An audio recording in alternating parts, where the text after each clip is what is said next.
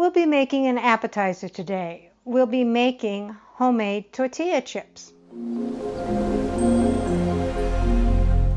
So this is a real simple recipe. It only has 3 ingredients.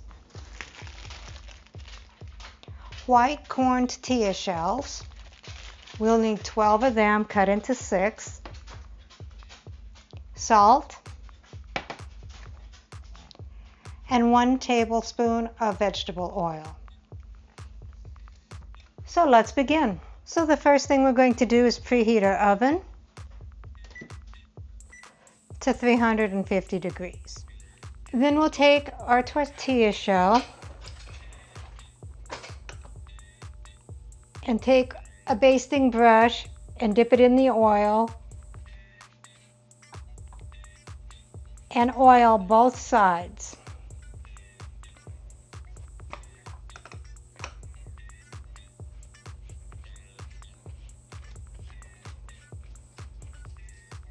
Okay, so they're all oiled, and we'll want to go ahead and cut them into 6 wedges.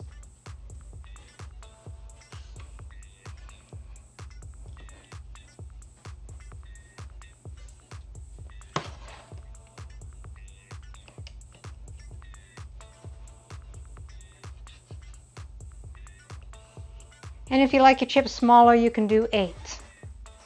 And then you want to go ahead and put them in a single layer on a baking sheet.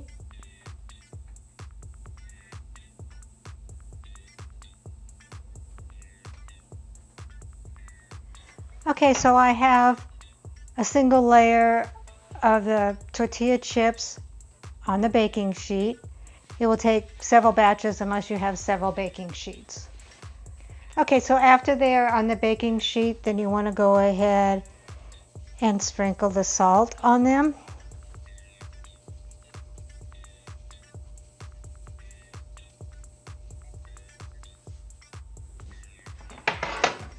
And put them in a 350 degree oven.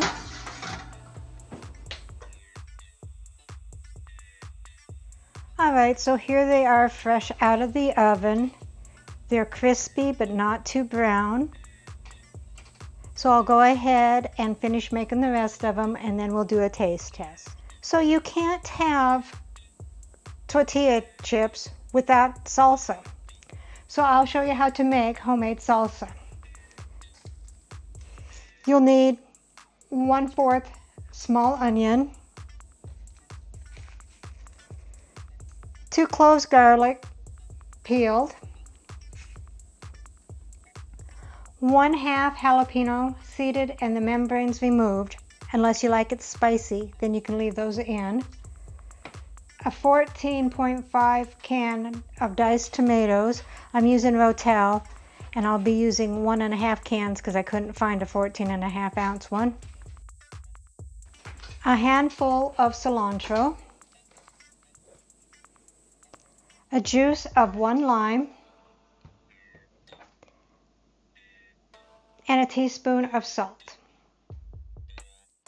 So I'm excited about getting to use my new immersion blender with the chopper. So wish me luck in doing that. This is my first time. And you're going to put everything into the chopper. So I'm going to go ahead and put in my handful of cilantro.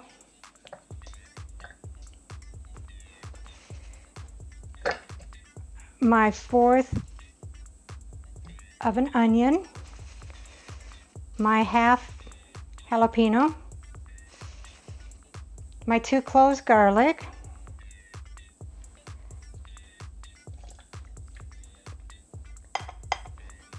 and 1.5 of the tomatoes, 1/4 teaspoon of salt, and the juice of 1 lime.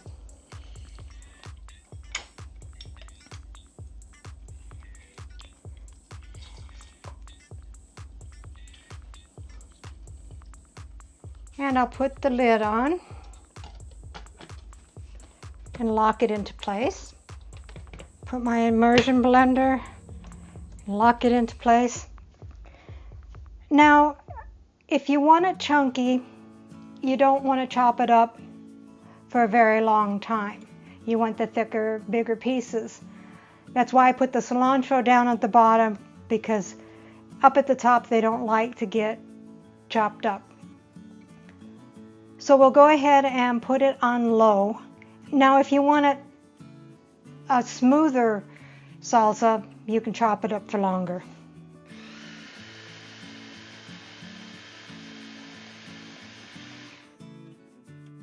Okay, and there you have it. So here we have our tortilla chips and our salsa. The chips made 3 batches, and you'll want to put them in a Ziploc baggie so they stay fresh. That is, if they last that long. And the salsa made about 18 ounces.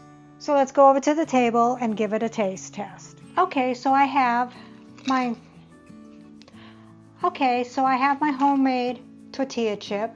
I'll taste it without the salsa to begin with.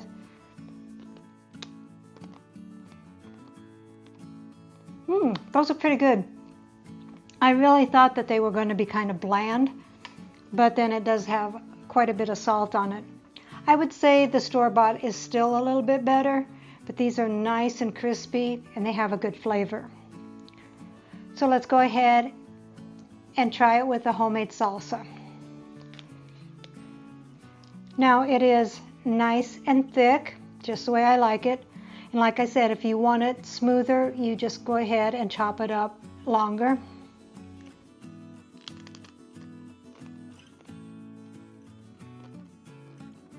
Oh, it's good. It has a nice flavor to it. It's not too hot. If you like it hotter, go ahead and put the jalapeno in with the seeds and the membranes. My husband's going to say it has too much cilantro in it. So if you don't like cilantro, leave that out. Or if you just want a little bit, so it's not overpowering. But this is just perfect for me.